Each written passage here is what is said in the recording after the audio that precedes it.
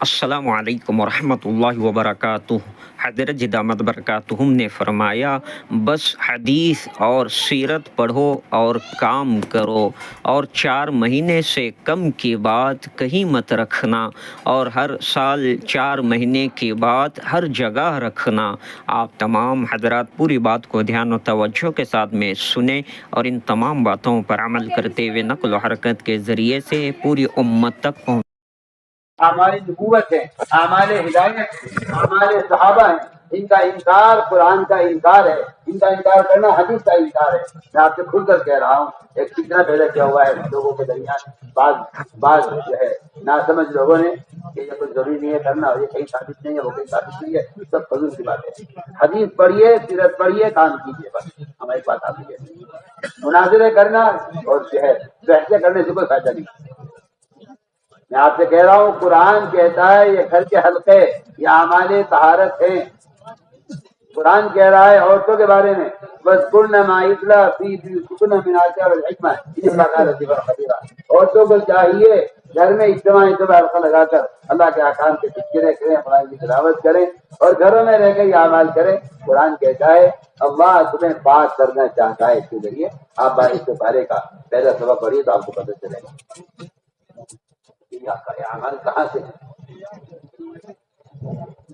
قرآن کی تلاوت کا قرآن حکم دے رہا ہے حلقوں میں، بس روزانہ گھر کے اندر قرآن کی تلاوت کا قرآن حکم دے رہا ہے،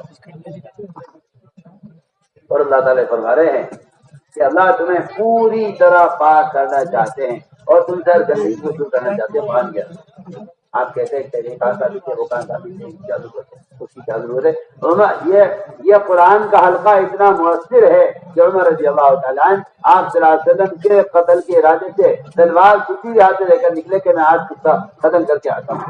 وہاں راستے میں تیرا یہ بہن کے گھر میں قرآن کا حلقہ چل رہا ہے، وہ قرآن کا حلقہ ہے جس نے عمر جیسے آدمی کے دل کو پلٹا ہے۔ اس بارے میں نے دیکھا کہ خطاب کا گدھا ایمان لا سکتا ہے، خطاب کا بیٹا عمر ایمان نہیں لا سکتا۔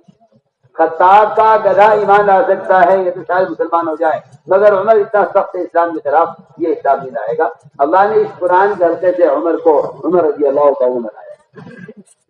آج مسلمان کا ان اعمال سے یقین ہٹا ہوا ہے، وہ سمجھتے ہیں تبلیغی جماعت نے کوئی پروگرام بنایا ہے، یہ ان کا اپنا پروگرام ہے۔ میں ساری دنیا سے عرض کر رہا ہوں کہ یہ تبلیغی جماعت کا پروگرام نہیں ہے، یہ صحابہ کے وہ معمولات ہیں جس سے ہدایت کے پوچھتے ہیں اور جس سے تربیت ہوتی ہے، وہ صحابہ کے اپنے معمولات ہیں۔ کوئی ان کا انکار کرتا ہے، صحابہ کا انکار کرتا ہے۔ ہم کو امت مسلمہ کو واپس لے جانا چاہتے ہیں اجتماعی طور پر، عالمی سطح پر، کہ امت پلٹے ان اعمال کی طرف جو اعمال محمد صلی اللہ علیہ وسلم میں جو آج کے زمانے میں تھے۔ وہی حال مسجدوں کا لانا چاہتے ہیں، وہی حال گھروں کا بنانا چاہتے ہیں۔ ہمارے کام کا یہ بنیادی مقصد ہے، ہم ہر گھر میں عورتوں کی جماعت داخل کرنا چاہتے ہیں۔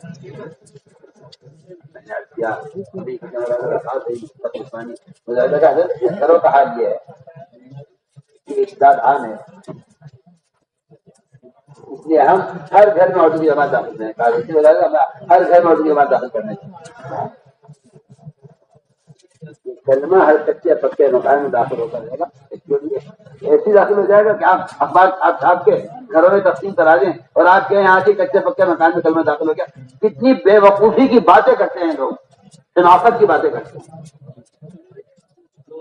نبی کی حدیث کو بدل کر آمایا کہ میں اس کے لیے بھیجا گیا ہوں، ہر کچے پکے مکان میں یہ کلمہ داخل ہو کر رہے گا، چاہے ذلت سے، چاہے عزت سے، چاہے خوشی سے، چاہے ناگواری سے، ہر گھر میں داخل ہو کر رہے گا۔ کیا اس کا آپ کا مطلب یہ تھا کہ ان گندے موبائلوں سے دین کی باتیں پھیلا دی جائے، گھروں میں دین داخل ہو جائے؟ فضول کی باتیں کرتے ہیں۔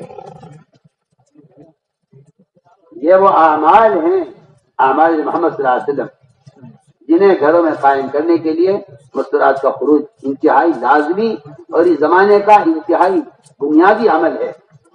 اگر انسان نے یہ نہیں کیا، اس اجداد کا کوئی حل کسی کے پاس۔ مدینہ مرکز بیجاپور.com۔ ہم مسجدوں میں چند مسلمانوں کے جمع ہونے کو مطمئن ہو گئے، دین سمجھ رہا ہے اس کو۔ آج کے گھروں کا حال یہ ہے کہ آج کی عورتوں کے ہندوانی نام ہے، آج کے گھروں کے اندر بتوں کی پوجا ہو رہی ہے، آپ کو خبر نہیں۔ آپ جا کے دیکھیے مرتدین کے علاقوں میں کبھی جائیے، آپ تو ذکر کے اور مدرسے کے اور علم کے اور عمارت کے ماحول میں رہتے ہیں نا، آپ ذرا جا کے دیکھیے مرتدین کے علاقوں میں جائیے، آپ کو مسلمان ملے گے جن کے نام غیر مسلم کے نام ہوں گے. آپ جا کے دیکھیے مسلمانوں کے کہ ان کے پیشانی بندیاں نظر آئیں گی. آپ جا کے دیکھیے. آپ یہاں بیٹھ کے باتیں بناتے ہیں، ہم تو کھل کر آپ سب سے کہیں، ہم تو ہر گھر سے افطار کو نکالنے کے لیے ہر گھر میں عورتوں کی جماعت داخل کرنا چاہتے ہیں. حرام بنت ملحان کو آپ صلی اللہ علیہ وسلم نے خود فرمایا کتنی جماعتیں لکھو اور لکھنی ہو اور وہاں شہید ہوئی اور وہاں وفات ہوئی ان کی سفر میں. اس عورت سے کہہ دیا کہ آؤ کہ تم اس سفر میں مر جاؤ گی، وہ بھی جانے کو تیار ہوئی. خبر ہے کہ سفر مروگی میں اور نکالے فرمایا کہ نہیں عورت سے نکلا کرتی. جو سارا کام سیرت کی روشنی میں ہے، ہم سیرت کے تابع ہیں. اس کام اسے پوری بصاحت کے ساتھ اور پوری بصیرت کے ساتھ کام کو سمجھ کر کرنا ہے. اس لیے کہہ رہا ہوں کہ جہاں جماعت جائے وہاں جماعت جم کر کام کرے. گھروں کے اعمال زندہ ہو جائیں، نہ جماعت وہاں سے نکل جائے. ہر مسجد 5 اعمال زندہ ہو جائیں. اس مسجد کی جماعت آپ کو خود بنانی ہے. یہ بات آپ نوٹ کر لیجئے، جہاں بھی آپ جائیں وہاں کے مقامی لوگوں کو اپنے ساتھ لے کر کام کریں. یہ نہیں کہ آپ کام کر کے آ گئے مقامی والوں کا دیا. آپ جتنے لوگوں کو مسجد میں لے آئیں دعوت دے کر ان کی 2 جماعتیں بنا لیں. ایک جماعت ان کی آپ کے ساتھ مسجد میں ہو، ایک جماعت باہر ہو. اگر ایک جماعت کے باہر کی ہو مسجد میں ہو یا مسجد کے باہر ہو، تاکہ مقامی لوگ آپ کے ساتھ رہ کر مسجد کے 5 اعمال عملی طور پر سمجھنے. ایک مشورہ ہوگا مسجد میں، مقامی لوگوں کا بھی آپ کا بھی، سب کو مشورہ ایک ہی ہوگا. تعلیم کا حلقہ آپ کا مقامی لوگوں کا ایک ہی ہوگا. یہ غلط ہے کہ بھائی ہمارا تو مقامی مشورہ چل رہا ہے، جماعت میں مشورہ کر لے. ایک مشورہ ہوگا مسجد میں، مقامی لوگ ہیں اور آپ ہیں، آپ سب مل کر مشورہ. مقامی لوگوں کو ساتھ لے کر ان کے ساتھ جڑ کر وہ جس وقت گشت کر رہے ہیں آپ بھی گشت کریں گے. ان کے ساتھ آپ اگر نہیں ملیں گے تو آپ ان کو مقامی کام نہیں سکھلا سکتے. ہم کہتے ہیں صاف طور پر کہ جو جماعت اللہ کے راستے میں نکلے مقامی لوگوں کے ساتھ مل کر سارے اعمال کرے، تاکہ یہ جماعت وہاں مقامی کام چھوڑ کر آگے بڑھے. اس طرح ہمیں انشاءاللہ ہر جگہ جم کر محنت کرنی ہے. ہر جگہ سے نفع جماعتیں اللہ کے راستے میں نکالنی ہے. یہاں بھی آپ یہ دیکھیں کہ یہاں 3 چیزیں یا 4 مہینے 3 بار لگایا ہوا ساتھی ہے، اس کی آپ ہر ممکن دلیل کو سکھائیں. یعنی کہ بھائی دلیل کی مشکل تو پرانے کریں گے یا کوئی کرے گا، کون کرے گا. میں سے کہتا ہوں کہ بیرون کی تشکیل کرنا اس آدمی کے ذمہ بھی ہے جس کے لیے روزہ نہ لگے. بات ہے قرآن حدیث کی بات ہے کہ عمل کی دعوت دینے کے لیے عمل کا ہونا شرط نہیں ہے. اس کے دین بھی نہیں لگے اور اس کے سامنے ایک ہاتھ آتی ہے 4 ماہ 3 مرتبہ لگے ہوئے ہیں کہ بھائی انشاءاللہ میں کوشش کروں گا. اور میری آپ درخواست ہے کہ آپ بیرون کے لیے کھلے خرچ کے ساتھ تیار ہوں. آپ کی جماعتیں جہاں جائیں وہاں ایسے لوگوں کو باقاعدہ پکڑیں، ان سے ملاقات کریں اور انہیں مسجد میں لائیں. ان کے سامنے ان کو کے تقاضے رکھ کر آپ ہر جگہ ہماری عمومی جماعتیں وہ وہاں کے لوگوں کو بیرون کے لیے تیار کریں. جب یہ ہو جائیں ان کی وصولیابی، ان کا خرچ اور ان کا سامان وصول کرنا اس طرح کریں جس طرح آپ مقامی اپنے ملک کی تشکیل کے لیے آپ تیار ہو گیا. آپ اس کو وہاں کے اہم ذمہ دار کے حوالے کر دیں کہ ماشاءاللہ یہ 3 لاکھ کے خرچ کے ساتھ ضرور کے لیے. میں تو آپ سے بہت سال کی بات ہے. آپ جماعت میں نکل کر سارے عالم کے تقاضے آپ پورے کر سکتے ہیں اگر آپ کو. لیکن یہ ساری کوششیں جب ہوتی ہیں جب رات کی تہجد میں اللہ سے رو کر دعائیں ہوں. انبیاء علیہ السلام کا 62 سے بڑا ہتھیار دعوت کے ساتھ دعا کریں. آپ کی غزوات کی راتیں دعاؤں میں گزری ہیں اور مظفر کی رات آرام میں گزری. آپ تو کیا اس صبح کو سارے اعمال کرنے ہیں، غنی کے اور قربانی کے اور ثواب زیارت کے، اس رات میں ہم نے آرام کیا. اس کا بیان کافی نہیں ہے. مظفر کی رات حالانکہ اس کا شکل بدل افضل ہے. اور جس دن صبح کو آپ ڈالتے کو میدان میں قتال کرنا ہے، غزوہ کرنا ہے، تو رات آپ کی ساری دعا میں اللہ کے سامنے عبادت کی رات حرام ہوتی ہے اور دعوت کی